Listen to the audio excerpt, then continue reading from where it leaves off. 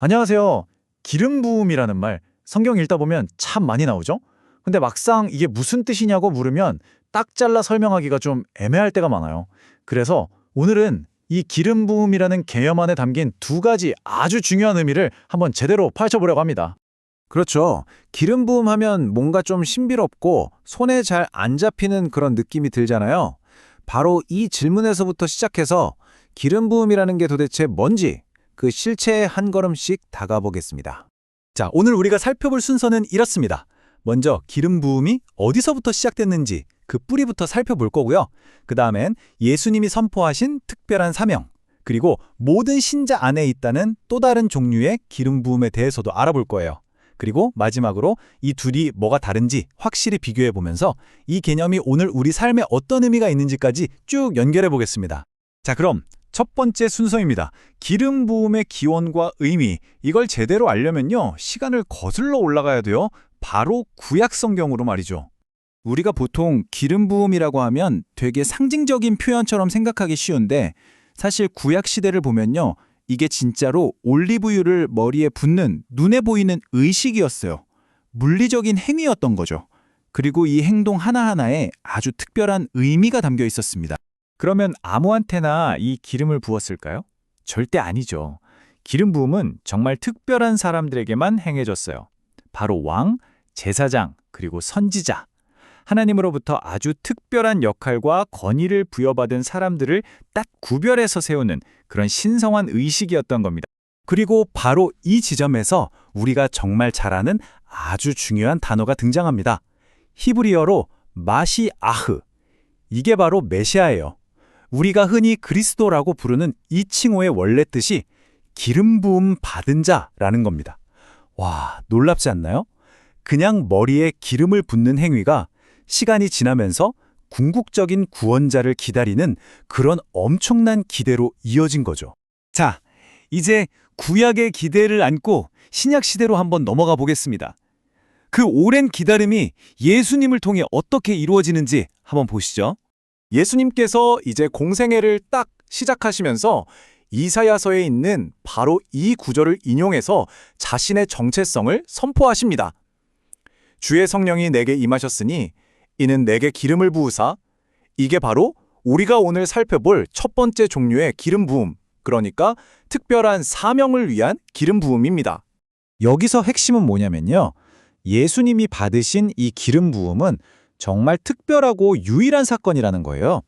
그냥 축복의 의미가 아니라 온 세상을 바꿀 공적인 사역을 위해서 성령께서 직접 권능을 부어주신 단 한 번뿐인 사건이라는 점입니다.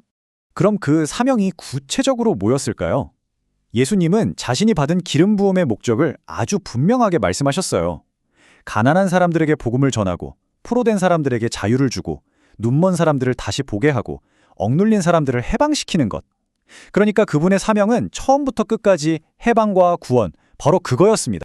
자, 그럼 이제 두 번째 핵심 구절로 넘어가 볼게요. 여기서는 좀 다른 이야기가 나옵니다.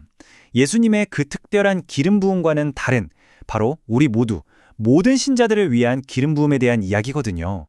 요한일서를 보면 이런 말이 있어요. 모든 신자들이 이미 기름 부음을 받았고 심지어 그 기름 부음이 우리 안에 거한다고요? 좀 이상하죠? 방금 봤던 누가복음의 내용과는 뭔가 느낌이 확 다른데 과연 어떻게 다른 걸까요? 바로 이 지점에서 그 차이가 명확해집니다. 우리 신자들이 받은 기름 부음은요, 어떤 외부적인 사명을 위한 일회성 이벤트 같은 게 아니에요.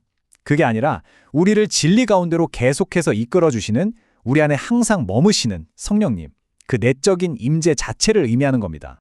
자, 이제 이 두 가지 기름 부음이 목적과 범위에서 정확히 어떻게 다른지 직접 비교해보면서 개념을 한번 깔끔하게 정리해보겠습니다. 이 표를 보시면 한눈에 들어오죠. 왼쪽, 예수님의 기름 부음은 대상이 예수님 한 분이었고 목적은 인류를 위한 구속사역이라는 아주 거대하고 특별한 것이었습니다.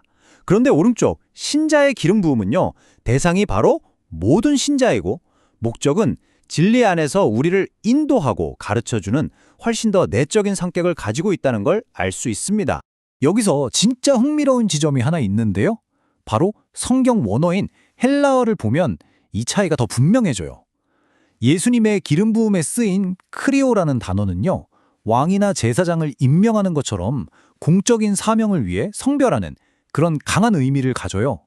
반면에 신자의 기름 부음과 관련된 개념인 알레이포는요, 상처에 연고를 바르거나 보호하기 위해 기름을 바르는 것처럼 지속적인 보호와 축복의 의미가 더 강해요.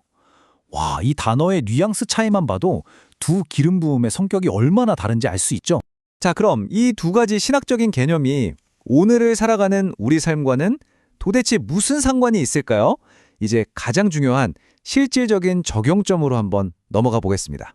지금까지 살펴본 두 개념을 종합해보면 성경에서 말하는 기름 부음은 이렇게 세 가지의 풍성한 의미를 다 가지고 있는 거예요. 첫째는 하나님이 나를 선택하셨다는 표시, 하나님의 임재. 둘째는 특별한 사명을 감당할 수 있는 힘과 권능. 그리고 셋째는 우리 안에서 우리를 변화시키고 인도하는 내적인 능력. 이 모든 게 기름 부음이라는 단어 안에 다 들어있는 거죠. 여기서 정말 중요한 포인트가 있습니다. 이 두 기름 부음은 서로 모순되거나 별개의 것이 아니라는 거예요. 이건 하나의 큰 이야기입니다. 교회의 머리이신 예수님의 사명이 이제 그 몸인 우리 신자들에게까지 확장되는 이야기, 그 이야기의 두 부분인 셈이죠. 다시 말해 예수님께서 사명을 위해 받으신 그 권능이 이제는 성령의 인도를 받는 우리를 통해 이 세상 속에서 계속해서 이어진다는 정말 놀라운 의미를 담고 있는 겁니다. 그렇다면 기름 부음 받은 자로서 우리는 오늘 어떻게 살아야 할까요? 아주 간단합니다. 첫째, 예수님의 그 사명에 우리도 동참하는 거예요. 둘째, 내 생각대로가 아니라 내 안에 계신 성령의 인도를 신뢰하는 거고요. 마지막으로 그 가르침을 따라 진리 안에 굳건히 서는 겁니다. 결론적으로 예수님의 기름 부음과 신자의 기름 부음, 이 두 가지 개념을 제대로 이해하는 건요, 하나님의 구원 계획이라는 더 큰 그림과 우리 각자의 신앙 여정 전체를 이해하는 데 정말 핵심적인 열쇠가 됩니다. 자, 오늘 설명을 마치면서 이 질문을 여러분께 한번 던져보고 싶습니다. 예수님의 그 위대한 사명과 내 안에서 나를 인도하시는 성령의 인도라는 이 기름 부음이 그저 성경책에 쓰여 있는 낡은 개념이 아니라 바로 오늘 여러분의 생 속에서 지금 어떻게 나타나고 있나요? 한번 깊이 생각해 보시면 정말 좋겠습니다.